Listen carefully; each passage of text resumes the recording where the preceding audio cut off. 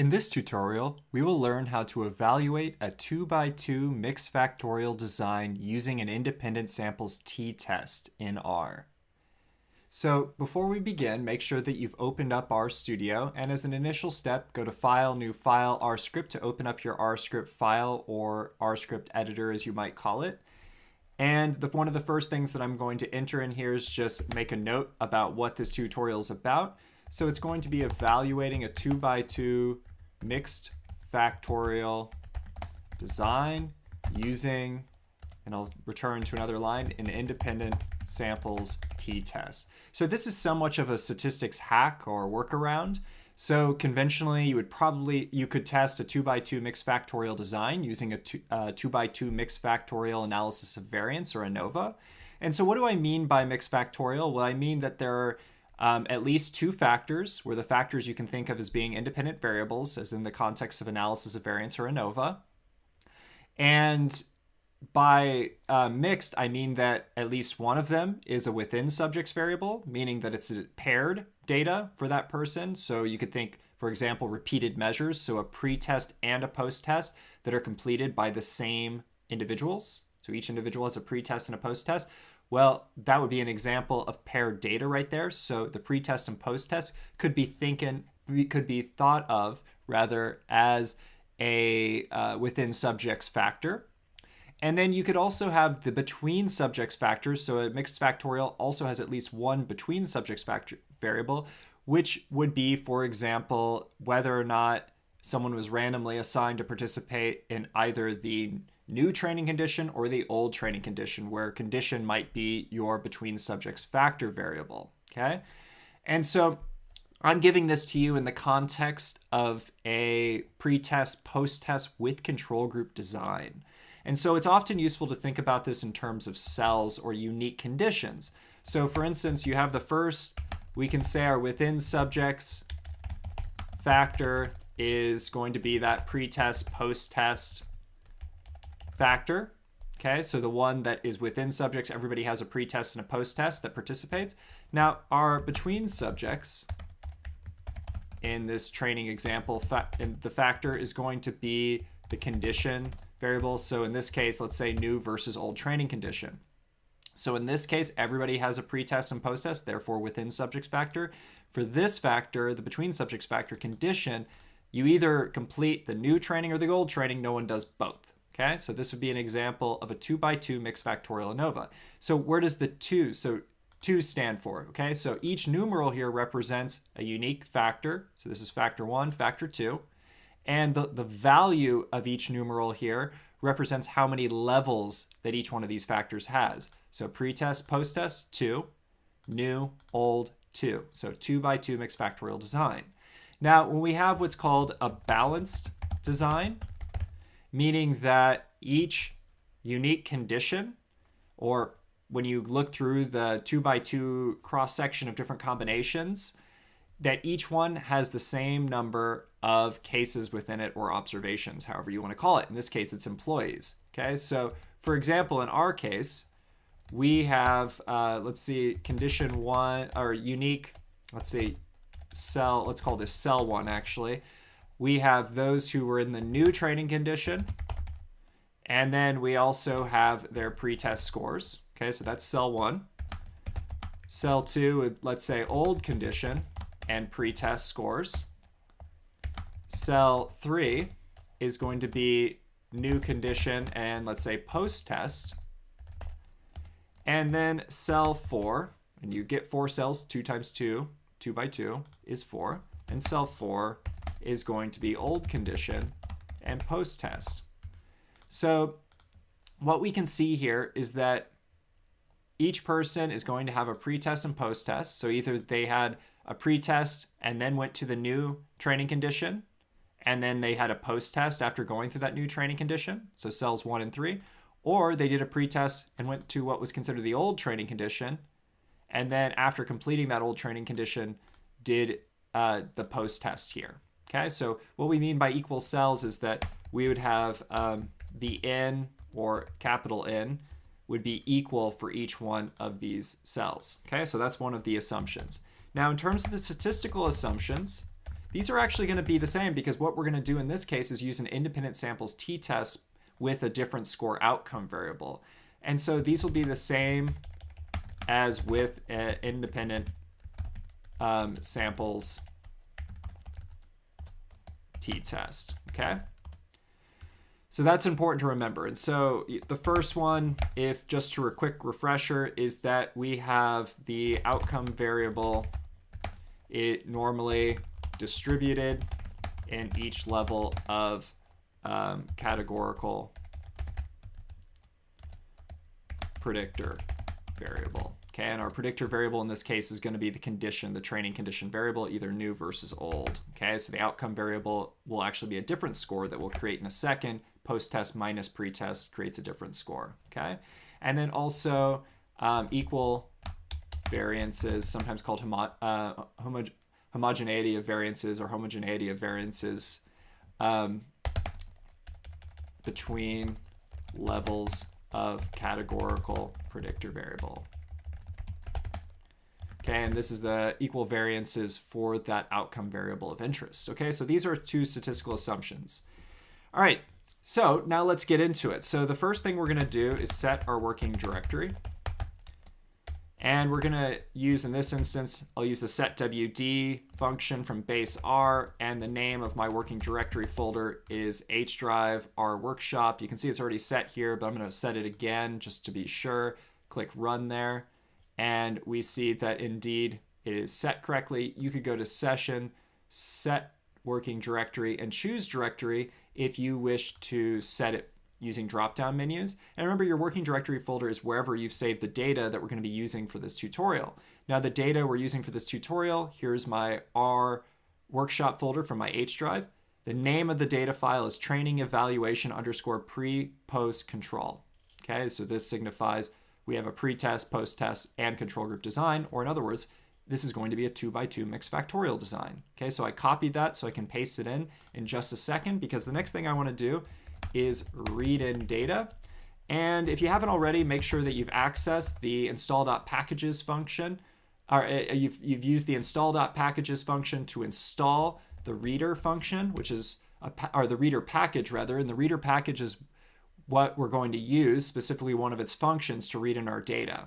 Okay, if you've recently run the install.packages function on the reader package, then you should be all set to go. I've done this, so I'm not going to run this line, but you may need to. You'll quickly find out if you need to if you go to library, which is the next step. Use the library function from base R and type in the exact name of the package, which is reader. And if you click run there, here it worked for me. If it didn't work for you, it might or likely means you'll need to go back and do install.packages and either install reader for the first time or update it. Okay, so now we need to read in our data frame. And specifically, we're going to read in that data file that I just showed you a second ago that exists in our working directory folder. And so we need to name this data frame object that we're going to read in. I'm going to name it TD, lowercase td. And using the arrow symbol, this is how I name it. And I'll use the read underscore CSV function from the reader package, which we just accessed using that library function. And in quotation marks, as the sole argument within the read underscore CSV parentheses, I'm going to paste the exact name of that file that I just showed you, that I copied the name, training evaluation underscore pre-post control, and just be sure to add .csv at the very end of that, okay? So you could use the read.csv function from base R, you could use the read function from less R, it's really up to you. I do suggest using this read underscore CSV function though from the reader package, as it's part of the tidyverse package, and it has some advantages in terms of speed when you're working with larger data sets, and as well as how it reads in specific types of variables. Okay, so for more information, if you need a refresher on setting your working directory or reading in the data, check out the corresponding tutorials on those topics. So now I'm going to run this line of script here, and you'll see that now we have a data frame object called TD in our global environment. Let's click on that.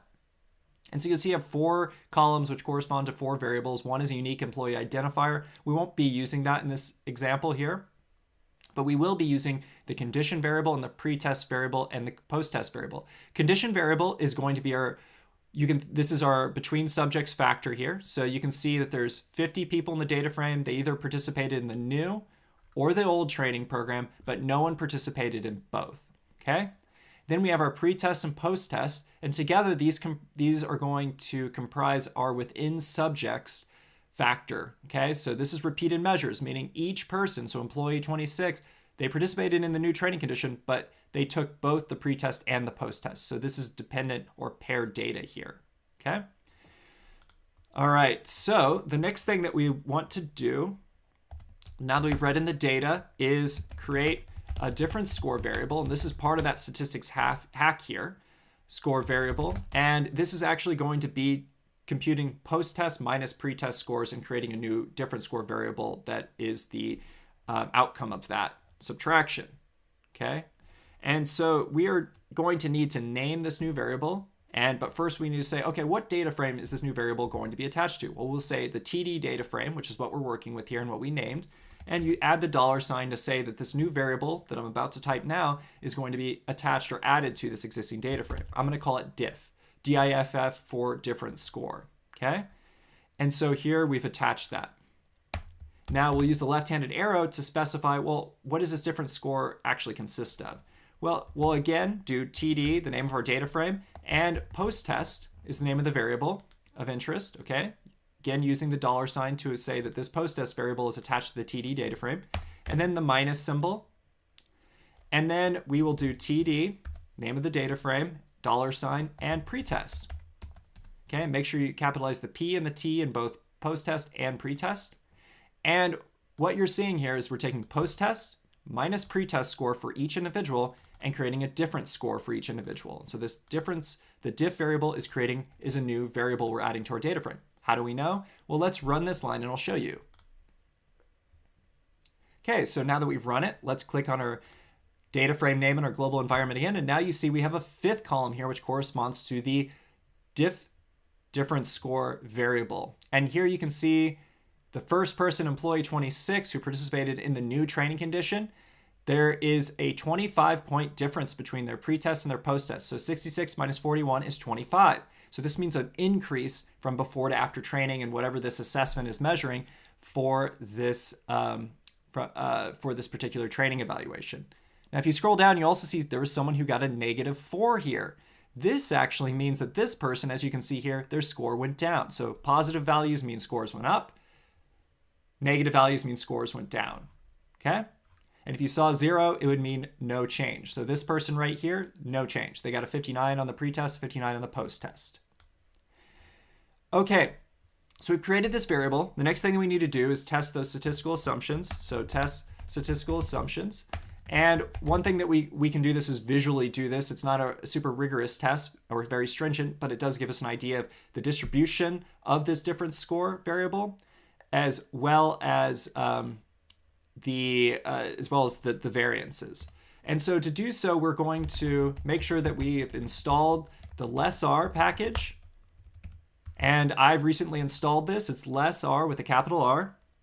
But at the very least, I need to use the library function with the name of the lessr package as the sole argument and run this line to make sure I can access the lessr package I've already installed. You might need to run both if you haven't recently updated the lessr package or if you haven't ever installed it in the first place.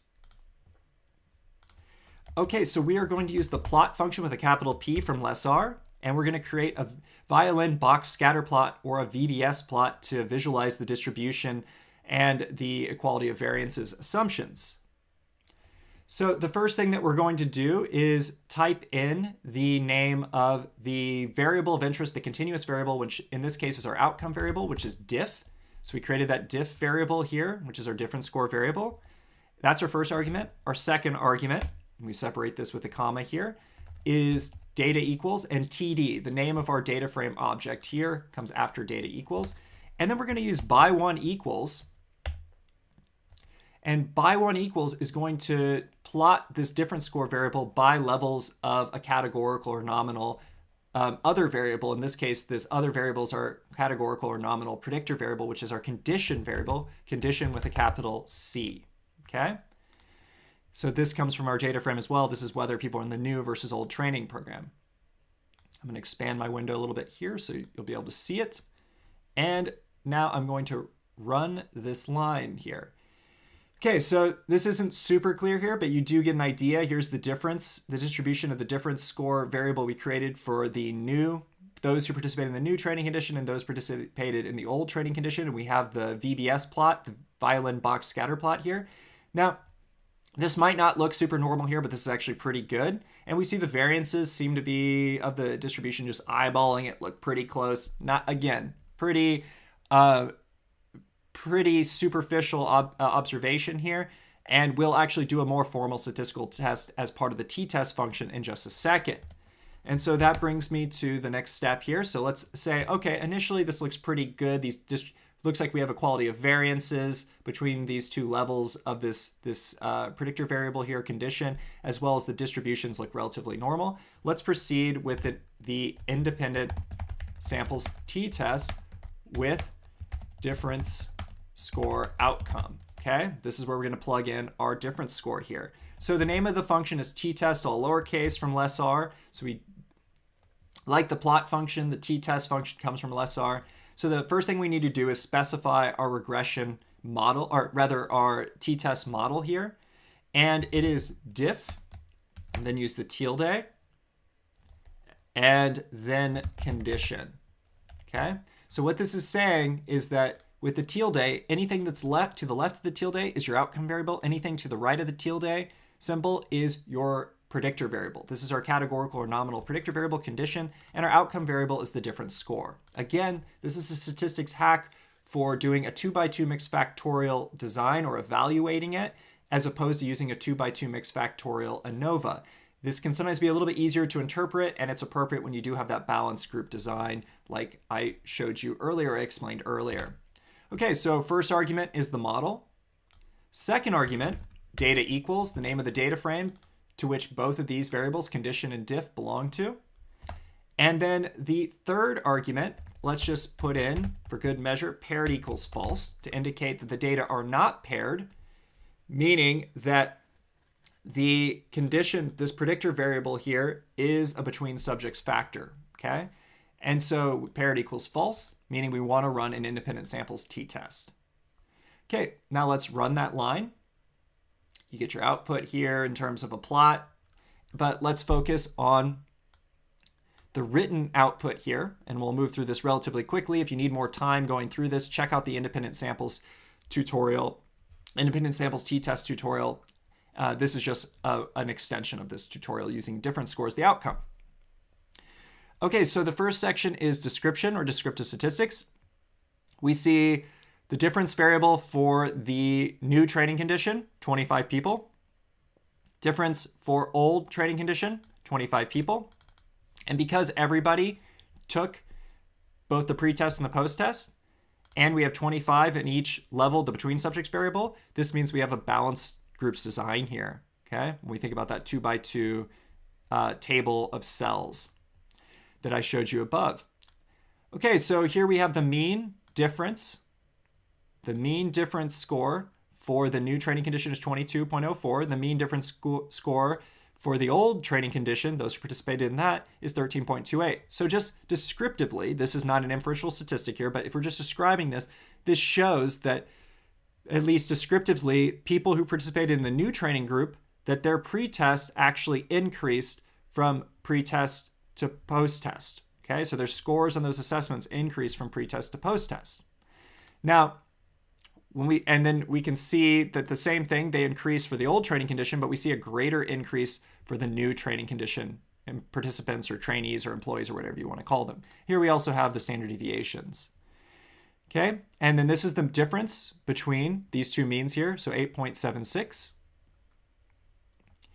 Okay, so now going down here, we see the Shapiro-Wilk normality test. This is going to test each level of our categorical variable, the difference score. So for those people in the new training group, their scores on that difference score variable we created, it's testing whether or not that's a normal distribution. And the line below is for those people who participate in the old training condition or group. And so here's our test statistic. But ultimately, we're interested in the associated p-value. And what this indicates is because this p-value is greater than or equal to 0.05, it means we fail to reject the null hypothesis that for the new training condition, that different scores were normally distributed. So in other words, we're saying we don't have any evidence to the contrary or any evidence that would suggest this is anything but a normal distribution here, okay?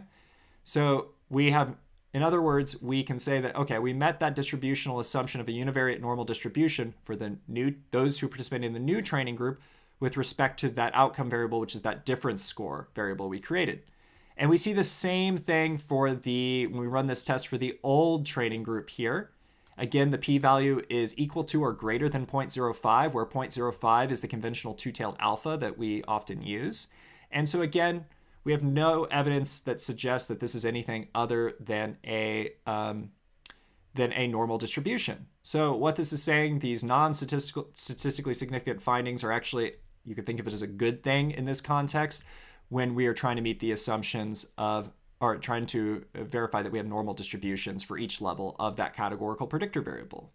Now, what about the equal variances or the homogeneity of variances assumption here? Well, we'll use the Levine's test down here on the second line. Here's the test statistic here, degrees of freedom, and then the associated p-value, which is what we're most interested in. Similar to before, the null hypothesis is that the variances are equal. Here we see that the p-value is 0.05 or greater. And so this would indicate that, in fact, we fail to reject that null hypothesis that the variances are equal. In other words, we don't have any evidence that would suggest that these two variances are anything but equal, okay? So again, we're actually kind of hoping for a non-significant finding here. The next thing we're going to do is look at the inferential statistics, or the inference section here. And really, we can skip down to this line right here. And you can see that we have the t-score here, the t-test, degrees of freedom, and the p-value. Now, here we're thinking about the null hypothesis being that the two means are equal. So the mean scores for the difference variable for the new training people and the old training people, our null hypothesis is that those two means are equal. Well, right here, we see that this p-value is less than the conventional 0.05 cutoff. And so therefore, we are going to reject the null hypothesis that those two means are equal. In other words, we conclude that there's a statistically significant difference between those two means. And remember, when we saw above in the description section, that we saw that there was the difference score, the average difference score, the mean difference score for those people that participated in the new training program is larger than that for those who participated in the old training program. We also see that we get the 95% confidence interval here, which is often good to report as well. But since we found a statistically significant finding, our question then becomes, okay, well, is this a practically significant finding? If you did not find a statistically significant difference between the two means, you would stop right here and conclude there's really no, statistically speaking, difference between those two means. So let's scroll down to effect size. This is where we can find evidence of practical significance. And here we have the standardized mean difference of that difference variable, and specifically, it's Cohen's d that we're looking at here. And we see Cohen's d is 0.73. So this is an effect size. This is a gauge of how big of a difference is there between these means. And what we're seeing is that we could call this pretty much a large difference. It's more of like a medium large difference, where with Cohen's d's, the general rules of thumbs is that a 0.2 is about a small effect. A 0.5 is about a medium effect, and a 0.8 would be a large effect. So this is just shy of a 0.8. So medium, large, or large effect is how we could describe this. So this is pretty notable here. And what this is saying is we see a bigger increase from pre-test to post-test scores for those who participated in the new training condition compared to those who were in the old training condition. So, and it's a pretty large, it's a medium, large effect here, okay? Now, there's one thing we also need to do, and we didn't do this at the beginning, and so ideally you do this beforehand, but definitely do it at least afterward, is, well, the question then becomes, did these two groups start in the same place? Meaning, did the pre-test scores, were they about equivalent prior to training? Now, if we randomly assign people to new versus old training conditions, hopefully this will be the case, but it's often good to verify that people were starting at about the same place. So how do we test that? Well, we can actually do an independent samples t-test with the pretest as outcome variable, okay? And so we're going to do the exact same thing before. I'll skip past it, but you would want to test the distributional assumptions. You could plot it visually, but we'll actually test it statistically just in this one. So I'll just copy this line from above that we just used for the t-test with the difference score outcome. And all I'm going to replace here is I'm going to replace difference score with pretest, the exact name of that pretest variable. So it's make sure you get the capital P and the capital T here because that's how it appears in our data frame. And run that script there. Okay, let's scroll up to the top of the output here. Okay, so again, here we're trying to determine, did people start in about the same place? Well, you can see the mean for the pretest scores for those people in the new training versus the old is 50 versus about 48. Well, that's actually pretty close, but well, is this a statistically significant difference, or can we treat these means as being roughly equivalent? Okay, so in other words, is that difference between the means of 2.28 statistically significant? Now we can do our assumptions again, assumption tests, which we should do as well. And here, just breeze through this, but we see that we have no reason to believe that the assumptions have not been met. So in other words, we can conclude that, yeah, it looks like the normal distribution assumption has been met here. And then looking at Levine's test, we can see that the homogeneity of variances, or in other words, equality of variances assumption has also been met here. So that means let's go forward to the inference section. And let's look at this line here. Okay, so the t-value is this, the degrees of freedom is this, and the associated p-value is 0.232, which is greater than or equal to 0.05, which is the conventional alpha level, two-tailed, that we often use to determine whether or not something's statistically significant. And so what this is saying is actually we do not have a statistically significant finding here. In other words, we don't find a difference between those two means. From a null hypothesis testing standpoint, what we're saying here is that we fail to reject the null hypothesis that the means are the same, or that there's zero mean difference. Okay, so what we're saying is, well, we don't really have any evidence to say that these means are different from one another. So we're just essentially concluding that, well, I guess they're the same here. So this is actually kind of a good thing from this type of design standpoint in the training context, because we do expect people, or we want people to start at about the same place, so that then any change or difference that we found, which we found above when we were actually looking at the difference score outcome by condition, using that independent samples t-test, that any change that we find or difference we find from pre-test to post-test is essentially controlling for where they started from. Or in other words, they're starting from about the same place. Okay? All right, well, this wraps up. You could also do a bar chart and so forth if you want to summarize these findings, and check out the independent samples t-test tutorial if you want to see how to make a bar chart of the findings with the difference score outcome variable and the condition predictor variable. So this wraps up the tutorial on evaluating 2x2 mixed factorial designs using independent samples t-test with a difference score as an outcome. Thank you very much.